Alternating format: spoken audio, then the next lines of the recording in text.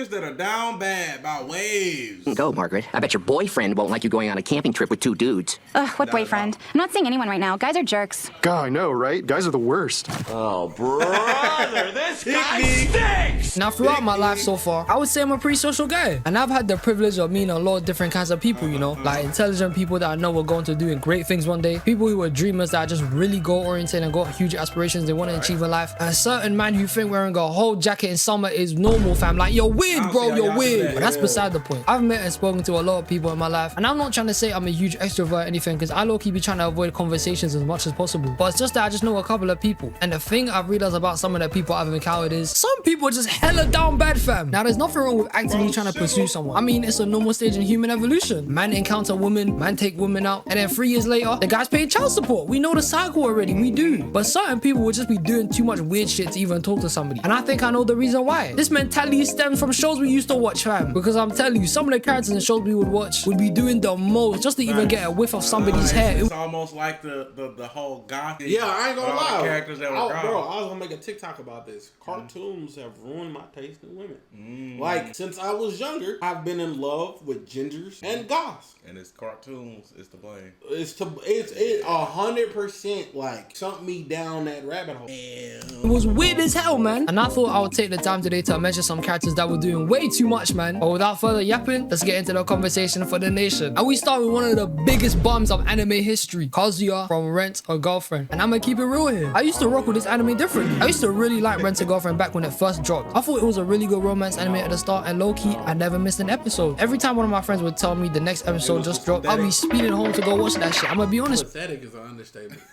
I mean, it's called Rent a Girlfriend. Bro. Had to be pathetic. He's renting a It just, the show just ended. They can't, he spent like hundreds of thousands of dollars on that shorty. Just for him to actually ask her to be his real girlfriend, and she turned him down. Oh! That's right. However, as the time went on and I consumed more of that show, I ain't gonna lie to you, Kazuya is proper down bad, and it's not even a joke. This guy will be spending hard-earned money. His parents will be sending him money for him to just spend time with a girl who is just doing it as a job. This guy is fiending for her. Kazuya was really out here spending this bread, this hard-earned money on somebody to just spend time with them, and she was doing the exact same routine with other people she was going on dates on. I'm not gonna cap, for somebody to spend that long with you, job or not, and still not have an ounce of anything for you is, buddy, you're down horrendous. The girl was following a whole script, fam. Oh my days, bro. But you know, for a period of time watching this, I didn't really blame Kazuya. Before we even started taking Chizuru out, the guy was heartbroken, devastated, starstruck. Guy's girlfriend just broke up with him out of nowhere. I mean, look at the guy's face. He was shocked as hell. And just going off topic here, his ex was an actual demon. And don't let her find this for you. She was low-key conniving and evil as hell. She was out here trying to sabotage Kazuya so bad. She would clown this guy in front of all his friends and literally tried to manipulate him and stalked him like crazy. She was evil, man. She was evil. She used to have scenes in the anime where she looked like she had no soul, man. It was crazy. But Chizuru was low-key taxing this man. In the first episode, when Kazuya first meets Chizuru and slaps her the doll, you can see that there's about 40,000 yen there. And doing some quick maths here, this guy was spending about 200 pounds just to pretend he has a girlfriend, bro. Now, I'm not gonna lie, 200 pounds isn't a lot in today's economy. Shit, it's probably enough to get you by on a burger meal at KFC. But that's a lot of money to be dishing out when it's not even your money. It's the money your parents gave you. What are we even talking about here? But this, it's a lot of money, especially when that's not your real shorty. And that's not the date itself. You paying to get her there. Bro, then you gotta pay. It's cheaper just to buy the goods. That's what I'm saying. What are we doing? This isn't the worst part about the finances. So Kazuya and Chizuru have been doing the whole rent-a-girlfriend shebang for a while now. They've been doing it for about 300 chapters. And the amount of bread Kazuya has dropped on Chizuru is the stupidest shit I've ever seen in my entire life. Ladies and gentlemen, Kazuya has spent about 2.8 million yen on Chizuru. Now in dollars, that's about 19k, and in pounds, that's about 14k. So he's out. He's spent 20. That don't matter. That don't matter. That don't matter, bro. Out here spending some people's whole salary on Chizuru, knowing damn well Chizuru does not like him like that. This guy's a certified gooner, bruv. But you know what? I waited. I was willing to look past this because I would think that later on they would be together and the whole renting thing between them would have just fizzled out or something. But that shit never happened. And then I dropped the anime because it was complete ass, bro. How good the writing have to be to keep somebody hooked? It's not that good. Bro, let me put it like this. I didn't even watch it. I saw a TikTok about it. And I was like, this is ass. And then CJ made a video about it. And I was like, this is back when CJ first started. I was like, I'm not watching it. And then I saw another TikTok about it recently. I was like, oh, he's... And this don't seem like who would want to watch this dude chase a rented girlfriend for episode like that? No, what are we doing? had no character development whatsoever, and it's actually disgusting. This guy has no goals, no achievements, and spends his hard-earned money later. Like, he gets a job later just to keep taking a girl out who doesn't even like him like that. What makes this even worse is that Kazuya literally has a girl in the show that likes him. Ruka has shown time and time again that she likes Kazuya. Most of the time she shows up, she's always trying to upstage Chizuru or flipping just do some shit with Kazuya. But somehow this guy is so whipped over Chizuru, he doesn't see it. This guy sucks, man. I ain't gonna lie, I ain't gonna go into this one too much because I don't think this will survive a court case, I'll be real. But that's beside the point. Kazuya had a girl that liked him, and yet he still tried to pursue Chizuru, even though Chizuru didn't like him. And as I was scrolling through TikTok, I just found out that in one of the latest chapters of the manga, Chizuru rejects Kazuya. And I'm not gonna lie to you, when I saw this, I thought that shit was whack, bruv. But look, how I think most romance anime is supposed to go is that it's supposed to be a slow burner. You know, it's meant to have that whole build up of the two love interests gradually getting closer as the anime continues. But the most important thing here is pace. How long does it take for two people to get together without it looking like the writers are just straight up milking it? Because if they do drag it and make that shit too long, you're just gonna fall out of it. And that's the whole issue with Rent a Girlfriend. This shit is so long for no reason. Why the hell is it 380 chapters for him to get told no? That doesn't even make any sense. What's the whole point of it then? And 380 chapters for him to get a no? Bro. A no? Like, y'all knew he was gonna get denied. You know what? They milked the cow. Bro, get your money. Oh, yeah, get your money. Kazuya stayed down bad the entire show. He had no development. He didn't change. The guy was still mad shy and timid around Chizuru the whole series. The guy was constantly trash. In conclusion, Kazuya sucks. Chizuru was dead off swiping his money. My man's gonna stay down bad forever. This guy's a proper bum. I'm not gonna lie to you. He's a proper bum. Now going on to my next character, we're gonna talk about Denji from Chainsaw Man. And this guy, Denji, is an absolute sicko. This guy is one of the most down bad characters in all of anime. I mean, right in the opening. Denji, granted, Denji had a terrible life, but Denji, man, Denji down horrendous. That nigga wanted to cop a field too bad. Damn, he And Denji's on at least getting pulled by Makima. What the hell is that about? Get your freaky ass home, man. But Denji is proper down bad. And to be fair, I don't blame the guy as well. Denji's life before he became the Chainsaw Man was some bullshit. This guy was in an endless level of debt. Debt so bad, he was out here selling his body parts. And even that wasn't enough to cover it. So he went out there killing some devils. But that still wasn't enough to cover his debt. And the debt isn't even his fault. The guy inherited it. His dad hold him. But that don't matter because later on he becomes the Chainsaw Man. And he starts piecing up and gives the Yakuza that mess with him an unmatched ass whooping. And then from this point, Makima decides to let Denji join her. And from this moment on, ladies and gentlemen, Denji was doing way, and I mean way too much here. After he joined Makima, there's a scene where they're about to eat their lunch. And Denji had to ask permission to eat his own food. Makima lets him and then asks him, can you eat the food on your own? And then this guy, Denji, out here taking a whole 10 minutes, having a whole revelation and epiphany. He was out here doing some next level thinking. So then he tells her he can't eat the food by himself. So then Makima just starts feeding him the food like he's one baby. This guy's no sicko. He's a sicko. It gets worse too. How? What? Guess we back again with gamer subs. What's up, chat? You might be asking how did Kyle McGregor get here? You're asking too many questions. The boys over at InternetCity have teamed up with gamer subs. If you go to gamersubs.gg/InternetCity right now, you can get 10% off. I'm talking flavors like raw meat, guacamole, gamer fud. And these two right here, we got the nuclear station and chug juice. You either go, or I'm gonna go with you. Guess who's back again! self-respect, bro. Then he was just snipping over Makima the entire season, saying his goal is to grab some front. You feel me? Power then overhears his goal, and she's like, if you can get that cat back, I'll let you grab my chest. And this got Denji so motivated, fam. The guy was getting pumped out like he was a Mori cameraman or some shit. The guy was talking crazy. So after Denji finessed the Bat Devil ferociously, I'm talking about he pieced him up, he successfully got the cat back. And now he starts getting to his business. And while he's going at this guy just starts getting a depressed realization. Because Power scammed him using pads to make her front seem bigger. The guy was no shot.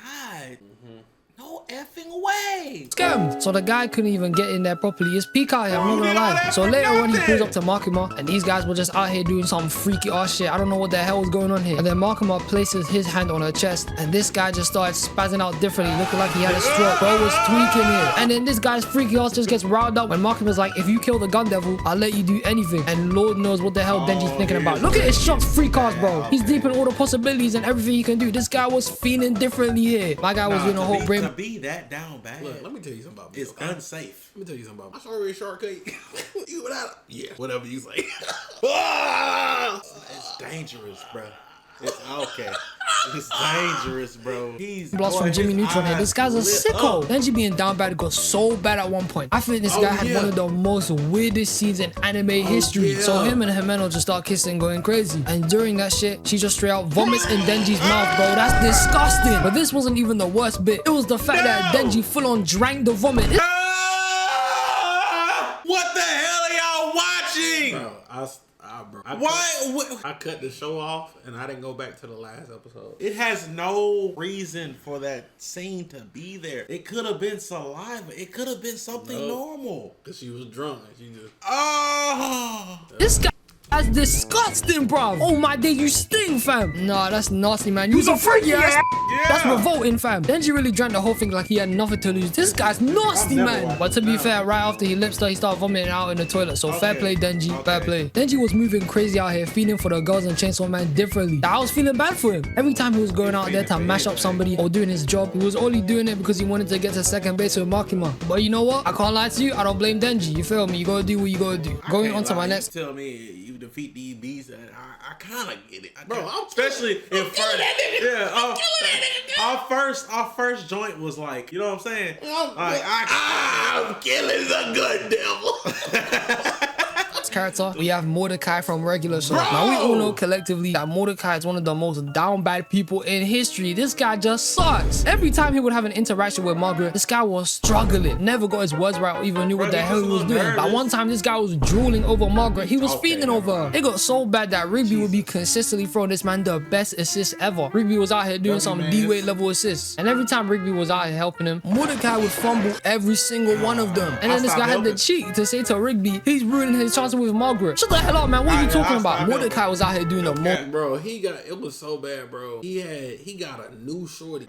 New shorty, CJ, Cloudy James. Liked them, everything, and still messed it up. How you still fumble, bro? Just for Margaret. Like paying for a full-on double date of 4 people that he didn't even go on. He drove all the way to her college to deliver her sweater, to even somehow hitting a whole bear through a flipping wall. How the hell did Mordecai overpower Deathbed? The math ain't mapping it. The point is, Mordecai would be going above and beyond for Margaret sometimes, even selling out his own friends to do so. But at the same time, Margaret never rated Mordecai like that. Even though there were times they were gradually getting closer and it looked like they were going somewhere, Margaret did not like this man. Even though this was true, she told the guy his breath stinks. No one is recovering from that, bro.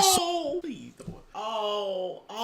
It's like you want to know, but at the same time, ate a chili dog with extra onions or some shit. Damn. Then he went back in time to fix it. It was Well, that gonna be the hardest thing one person can hear in their life. Imagine a girl you like told you your breath stinks. I'm signing out. You didn't have to tell me. Why couldn't my homie tell me? The pain. However, this wasn't the worst thing Margaret's done to Mordecai, because in a whole different episode, Muscle Man and Mordecai make a bet to see if Mordecai can get a kiss from Margaret, and if he can't, he has to wear a diaper. And when Margaret found out about this, she just swerves Mordecai so he has to wear a diaper. It was peak here, I'm not gonna lie, it was sad. This girl went out of the way to completely embarrass him. But even after this, Mordecai was still fiending over Margaret. This guy pissed me off, man. But Margaret didn't like Mordecai enough. She literally broke up with him for no reason. And Mordecai was somehow still getting mixed feelings about Margaret, which annoyed the hell out of me in Regular Show. And the one thing that made me hate Mordecai's love life completely was for how this guy was treating CJ. CJ rated Mordecai heavy, and she wasn't even just some toxic weirdo or some manipulative bozo. CJ liked Mordecai, and Mordecai liked CJ. They were doing good here until Margaret comes back and sees them and just tries to completely bottle their relationship. She literally came out of nowhere and said she still liked Mordecai. She's one of them. Yep, she toxic. She toxic as shit, bro. Bro. So it's not fully his fault. It is, bro, because I'm not playing these games, bro. Stay the fuck away from me. She's and as much as I don't like Margaret, that wasn't the problem here. The flipping issue here was that this shit got to Mordecai. At Muscle Man's wedding, this guy said he doesn't know who his soulmate is in front of everyone. And this shit pissed me off, man. Mordecai, you fumble. Margaret was getting to this guy's head, and then Mordecai had no one for the rest of Regular Show, and that was probably for the best. As much as I can understand Mordecai's perspective and how Margaret affected him, he let the only good thing he had get away, which wasn't making any sense. The guy, look, he sabotaged himself. CJ liked him, and he liked CJ. But as soon as Margaret comes in for like 5 seconds, now all of a sudden you switch up. Mordecai, what the hell, man? And now for the final character. And this, I know when she stepped in, he's like, Yeah, that's down bad. But And you let her do can't anything. nobody No. take me from my strawberry man. This person hands down used to strike fear in my heart as a kid. I'm talking about when I was seeing him on screen, I'll be getting the heebie-jeebies and be feeling the same way as the character that's afraid of them. This person wasn't just down bad, but they were just straight up a weirdo. But without a further introduction, I present to you Panini from Chowder. You put Panini over Bling Bling Boy? She was Over Bling Bling Boy? And let's not forget Susan and Mary Tess. They were doing experiments to try to get Gil next door. They were experimenting on their little brother to become hotter for the dude next door. that's down horrendous. Maybe he got a part 2. Maybe this is, you know what I'm saying? They would just cut the shit. Panini was just straight up crazy. Chowder was getting tormented by this girl. It was criminal to be watching as a kid. Like the episode where she manipulates Chowder into raising a flipping blue banana saying it's their baby. Guilt tripping him, crying and shit. Making this guy feel bad because Chowder's obsessed with food. So she's manipulating his whole obsession. This used to be the show, like the trope for a lot of shows, like the Parkers. Miss Parker, down horrendous. So for Professor Ogilvy, oh yeah, down horrendous. And it always used to be a girl that's down bad for one of the main character dudes, and the dude's oblivious to it, and he's chasing after somebody that's super hot. And that one used to be the trope of the century, bro. With food to get him to be close with her. This girl was insane, I swear. And when Gazpacho tried to save Chowder, she went crazy and just started finessing him. She was just moving insane the entire show. Like the time when she threatened Chowder to hold her hand and her hand started burning his hand. She was low-key a psycho. She would get so jealous she would breathe fire. There was a time when she declared child marriage legal so she could marry Chowder straight up. Chowder at one point was chained up and Panini took advantage of this, forcing him. Nigga, wait. Panini was sick. She was okay. I see it. Panini Declared child marriage legal. She was a sicko, bro. To spend time with her. She's evil, man. She was evil. But the irony in all of this is that they get married in the future, having a whole football team of kids. So really, all of that weird stuff Panini was doing with Chowder his entire childhood went in the right direction. She wanted it anyway. This girl, Panini, was on a whole different level of being down bad for Chowder. When there was literally a guy named Ceviche who wanted her, but then she still wanted Chowder. Panini was just really delusional. And I just felt bad for Chowder every time he was around Panini, because with how many times Chowder would tell her, I'm not your boyfriend, she was still trying too hard to get to him. But free Chowder, Panini was a crazy woman. She was insane, man. But these were some characters that... That's not the one you married, bro. She's that down bad, leave her alone.